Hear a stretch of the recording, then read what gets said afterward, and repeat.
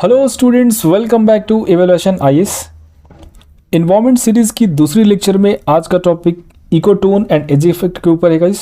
So to start with guys, let's recap. हमने जो अपनी पहले लेक्चर में देखा राइट कि how environment as a topic is important, कितने क्वेश्चंस बनते हैं एंड ऑल।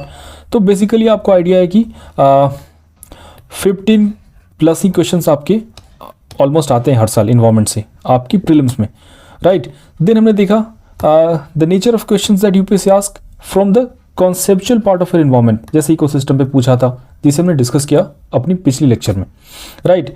हमने टाइप्स ऑफ इकोसिस्टम देखे, इकोसिस्टम एज ए कॉन्सेप्ट देखा। अब जो बाकी बहुत सारे टर्म्स हैं जैसे बायोम है, राइट। तो एक सिलसिलेवार तरीके से अगर हम पढ़ें, यानी कि अगर क्रोनोलॉजिकल ऑर्डर में पढ़ें तो फिर कॉन्सेप्चुअल क्लैरिटी हमें और अच्छे से आती है, right. So yes, environment as a concept हमने देखा कि everything that surrounds us, abiotic हो या फिर बायोटिक हो, यानी लिविंग या नॉन लिविंग, वो सारे हमारे इन्वायरमेंट के अंदर आते हैं, right.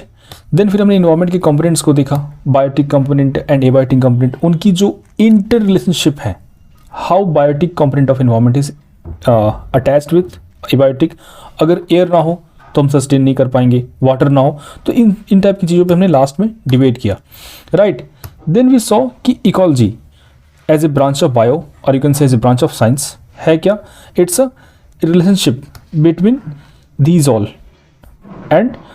all organisms and the physical environment, that is air, water.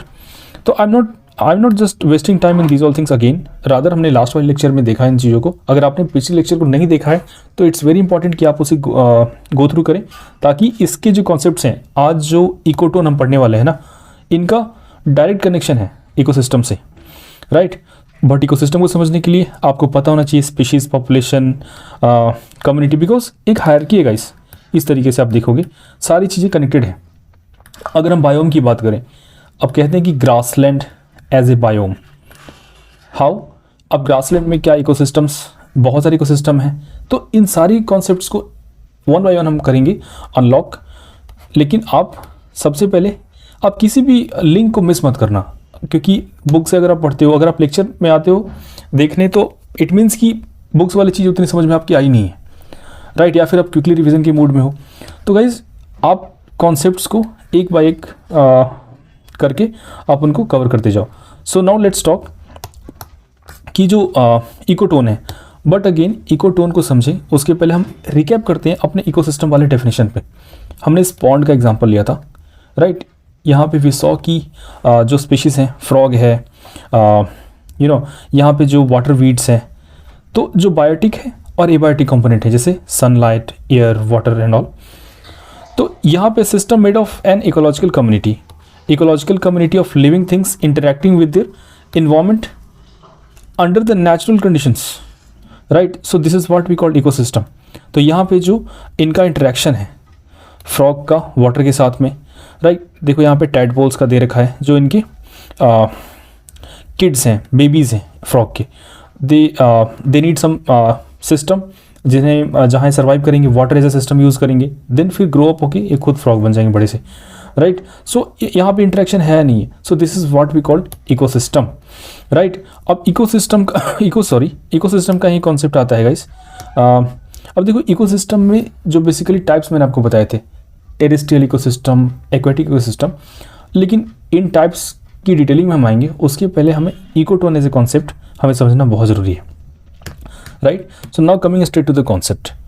अब देखो इकोसिस्टम की हमने बात की कि चलो पॉन्ड एज इकोसिस्टम हमने देखा पिछली वाली स्लाइड में, राइट। तो पॉन्ड में देखा कि चलो यहाँ पे वाटर वीड्स हैं, यहाँ पे फ्रॉग है, मे बी स्नेक हो सकता है, बर्ड्स हैं, वाटर बर्ड्स हैं। तो बट ये एक सेपरेट इकोसिस्टम है और ये जो टेरेस्ट्रियल इकोसिस्टम है सेपरेट है। लेकिन आपने हर जगह देखा होगा कि पॉन्ड अगर है या फिर रिवर है, फिर उसके बाद से जो लैंड मास आता है, उसके बीच में कोई एक एरिया होता है, ट्रांजिशन जिसे बोलते हैं। तो बेसिकली इन्वायरमेंट की भाषा में उसे हम बोलेंगे इकोटोन, राइट। तो इकोटोन क्या है guys? It's a zone of transition between two different ecosystems. ये हो गया आपका एक्वेटिक इकोसिस्टम, ये हो गया आपका terrestrial ecosystem. Not only that, चलो यहाँ पे फिक्र बदल देते हैं। देखो मान लो कि ये सी है, सी कोस्ट की बात हम कर रहे हैं, ये ओशन है, सी है, और फिर इधर आपका टेरेस्ट्रियल लैंड मास है, या फिर सिंपली आप कहो कि लैंड मास है, और ये है हमारा मैंग्रोव इकोसिस्टम, राइट। तो यहाँ पे क्या है गाइस कि ओशन और लैंड के बीच में, बिकॉज यहाँ पे आपको लैंड मास का भी थोड़ा पार्ट मिलेगा, वाटर भी मिलेगा, और ये भी एक क्या है, इकोटोन है। बिकॉज इकोटोन का कोई कनेक्शन सिर्फ वाटर से नहीं है गाइस, कि ऐसा नहीं कि सिर्फ वाटर नहीं हो, क्योंकि इस कॉन्सेप्ट को थोड़ा और क्लैरिटी से समझते हैं विद मोर एग्जांपल्स। चलो, हमारे यहाँ सवाना इन अफ्रीका, ठीक है। अब इसको समझो, एक साइड में सहारा डेजर्ट है, एक साइड में जो ट्रॉपिकल एवरग्रीन फॉरेस्ट है इक्वेटर के पास में जो अफ्रीका में पाए जाएंगे वो है, बीच में क्या है गाइस, बीच में है सवाना ग्रासलैंड, ठीक है। क्या इकोटोन है? Answer is yes. बिकॉज अभी आप पूरे डेफिनेशन में या फिर बहुत कॉन्सेप्चुअल चीज़ों में मत जाओ, आप बस अंडरस्टैंडिंग पे काम करो। देखो कि जो जोन ऑफ ट्रांजिशन है, बिकॉज यहाँ पे ट्रांजिशन कहने का मतलब क्या हुआ, यहाँ पे कुछ फीचर्स मिलेंगे आपके डिजर्ट्स वाले। अब डिजर्ट्स में बहुत डेंस वेजिटेशन नहीं होती है, तो ठीक है, उसके फीचर एक यहाँ पे मिल जाएंगे आपको। यहाँ पे जो फॉरेस्ट है, जैसे ट्रॉपिकल एवरग्रीन फॉरेस्ट है या डेसिडियस फॉरेस्ट भी है, तो उसके कुछ फीचर्स यहाँ मिलेंगे, क्योंकि यहाँ पे कहीं कहीं पे आपको ट्रीज मिलेंगी। तो बेसिकली इकोटोन है क्या, चाहे हमने अगर बाकी स्लाइड्स की बात करो, तो जो फीचर्स हमें यहाँ मिल रहे हैं, कुछ स्पीशीज़ यहाँ भी मिलेंगे, राइट। जो लैंडमास की स्पीशीज़ हैं, कुछ प्लांट्स है, वो शायद यहाँ भी मिल जाएंगे, राइट। या फिर इस वाले में देखो कि ए है क्या, बेसिकली मार्श लैंड है, राइट। जो मार्शी एरियाज़ होते हैं बेसिकली, वहाँ पे ह्यूमिडिटी भी होती है, सॉइल वेट होती है मोर और लेस, राइट। और कुछ फीचर्स इसके लैंड के होते हैं। तो ये जो जोन है, ये मिक्सचर है बेसिकली इन दोनों का, और ये हर जगह अप्लाई होता है जहाँ भी हम इकोटोन की बात करेंगे, राइट। तो आई थिंक कि आपको ecotone as a concept is well and good clear हो चुका है अब तक, राइट। अब बात करेंगे गाइस एक जो बहुत सिग्निफिकेंट फीचर है इन इकोटोन्स का, लेकिन इट्स नॉट मैंडेटरी कि सारे इकोटोन में फीचर होता ही है, इट मे बी। यहाँ पे आप ध्यान रखना, क्योंकि यहीं पे एमसीक्यूज में आपको जीतना है बाकियों से, राइट। इसे बोलते हैं ना reading between the lines, because you are preparing for UPSC, किसी आप स्टेट पीसीएस या बैंक की प्रिपरेशन नहीं कर रहे हो गाइस, कि जहाँ आपको डायरेक्ट क्वेश्चंस मिलेंगे। नो, ये तो बुक्स में भी लिखा है, फिर लेक्चर की क्या ज़रूरत है। So now coming to this कि यस, कि ये जो एज इफेक्ट है क्या है, कि देखो अगर हम वापस आते हैं इन स्लाइड्स पे, कि एज इफेक्ट बेसिकली है क्या, कि जो पॉपुलेशन डेंसिटी है, राइट, कि यहाँ पे जो एनिमल पाए जाएंगे, और यहाँ पे तो कुछ जो प्लांट्स की स्पीशीज होंगी जो यहाँ पे मोर इन नंबर्स हो सकती हैं, right. Hold on, fine. So अब देखो कि या फिर यूनिक हो सकती है, जो स्पीशीज यहाँ भी नहीं मिल रही है, मतलब इकोसिस्टम ए और इकोसिस्टम बी, यहाँ को वो स्पीशीज मिल नहीं रही है, लेकिन यहाँ पे वो स्पीशीज अवेलेबल है। एग्जांपल ले लो इसी स्पीशीज़ का, कोई पार्टिकुलर स्पीशीज़ है ये, राइट, जो यहाँ भी मिसिंग है, यहाँ भी। So this is what we call species uniqueness. यहाँ पे यूनिक स्पीशीज मिल रही है इस वाले ग्रासलैंड में, या फिर इनके नंबर ज़्यादा हैं in comparison to both of these. So this is what we call edge effect. आप और एग्जांपल्स ले सकते हो यहाँ से। चलो मान लो कि ये एक स्पीशीज़ है, फ्रॉग है, टर्टल है, इनके जो नंबर्स होंगे, इस फ्रॉग के जो नंबर्स हैं, हो सकता है कि यहाँ से ज़्यादा हो, बिकॉज यहाँ पे कंपटीशन ज़्यादा है, राइट। अब यहाँ पे कंपटीशन ज़्यादा है तो हो सकता है कि या फिर थ्रेट्स भी हैं, स्नेक है, बर्ड्स हैं जो कि इसको हार्म कर सकती हैं फ्रॉग को। सो बहुत सारे कारण हैं, एडेप्टेशन है, इन सारी चीज़ों को बैलेंस करने के लिए कोई एक स्पीशीज़ यहाँ पे ज़्यादा स्टे करना शुरू करता है। तो these are all the reasons, right. तो इनकी नंबर्स जो इस वाले जोन में है, जोन ऑफ ट्रांजिशन यानी कि इकोटोन में ज़्यादा हो सकते हैं। So this is what we called edge effect कह लो, और इन स्पीशीज़ को हम बोलते हैं एज स्पीशीज़, राइट। सो दोनों बातें हैं, यूनिकनेस और नंबर डेंसिटी जिसे बोलते हो। तो एज इफेक्ट की बातें कर लें कि पॉपुलेशन डेंसिटी ज़्यादा होगी एंड यूनिकनेस, और ये कोई मैंडेटरी नहीं है, सारे इकोटोन में अवेलेबल नहीं होता है कि, बट हाँ ये एक फीचर है, राइट। अब ये देखो कि ग्रासलैंड इकोसिस्टम है, इधर भी ग्रासलैंड है, लेकिन यहाँ पे जो स्पीशीज़ है वो डिफरेंट है, डिस्टिंक्ट जो वैरायटी है इनकी, राइट।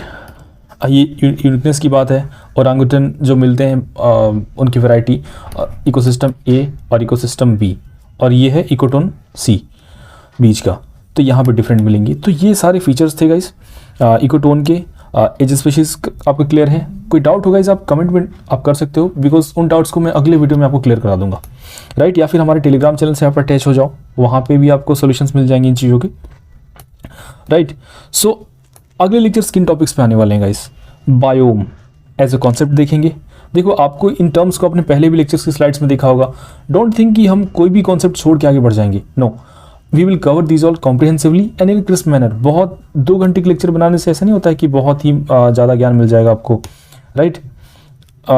बायोम, इसके टाइप्स पूरे वर्ल्ड में कितने हैं बायोम्स, उनके फीचर्स, कौन सी स्पीशीज़ मिलती है वहाँ पे, एक्वेटिक इकोसिस्टम, और इसमें स्पेशली एक सेपरेट वीडियो आएगा इस रामसर साइट्स के ऊपर जो कि बहुत ज़्यादा इंपॉर्टेंट है। और रिसेंटली गुजरात वाली साइट को अगर ऐड कर लें तो there are 49 Ramsar site as of now, we are talking in 12 February 2022। सो अब तक इतने साइट्स हैं यहाँ पे, right. So then terrestrial ecosystem, इसी में बहुत सारी चीज़ें हैं। रामसर के अंदर वेटलैंड पढ़ेंगे, देन फिर टेरेस्ट्रियल इकोसिस्टम के अंदर हम ग्रासलैंड्स को पढ़ेंगे गाइस। ग्रासलैंड्स वर्ल्ड में कितने हैं, उनके फीचर्स क्या हैं, स्टेपीज कहाँ पे है, सवाना कहाँ पे है, दोनों में फीचर्स के डिफरेंस क्या है, right. Then energy flow in ecosystem, food web, food chain, ecological succession फिर देखेंगे क्या है, प्राइमरी, ऑटोजेनिक, सेकेंडरी सक्सेशन, क्या इनके फीचर्स हैं, डिफरेंस क्या है, इनके इम्पैक्ट क्या होते हैं, right.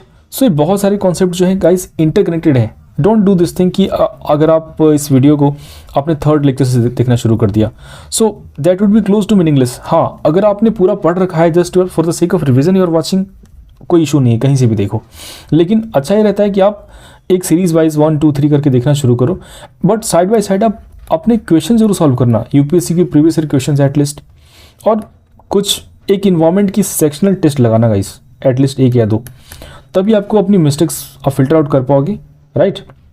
That is the best way to prepare. So ये वीडियो से guys, so thank you, keep learning, और आप हमारा कंटेंट शेयर भी कर सकते हो अगर आपको अच्छा लगे तो। सब्सक्राइब तो आप कर ही लोगे अगर अच्छा लगेगा तो। Thank you, that would be great support guys. Keep learning, good luck.